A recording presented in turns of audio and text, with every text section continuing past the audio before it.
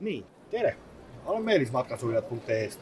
Nüüd Haimeri boksist tutvustame teile BMZ-T 600 White Line'i. Tegemist on siis sprinteri baasi peal matkasuvilaga, kus on topeltpõhi, korralik isolatsioon ehk purr tual 2.0 isolatsioon, mis tähendab seda, et see vastab 80 cm tellisele soojapidavust. Tal on gaasid, tal on topeltpõhi, see on väljapoolt sisse pääsevad pluugid.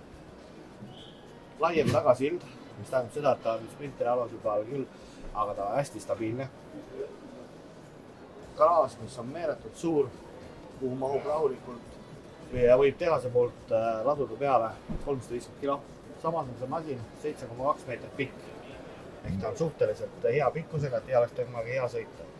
Varustusse kuuluvad kõik kliimad, navigatsioonid, roolilt juhtimised, kiirus, püsikiirushoidik, distroonik, püsikiirushoidik, mis siis hoiab eelsõitva autoga vahet sees. Sees jälle üks väga tähtis komponent, 600 lai uks, mugav sisse tulla koos sääsevõrkudega.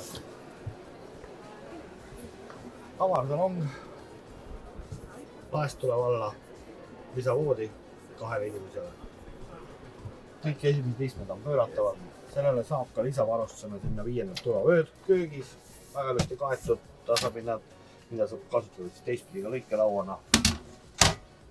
Liita on 3 rauaga taga servas, et ette oleks jäetud sellega mõnusalt selline töötasapind, mis on ka väga tähtis süksus olukorras alati. Töötasapind on vähe, peab teda olema rohkem. Ka suurem osa asju kasutatakse sahtligeda, mitte kappe.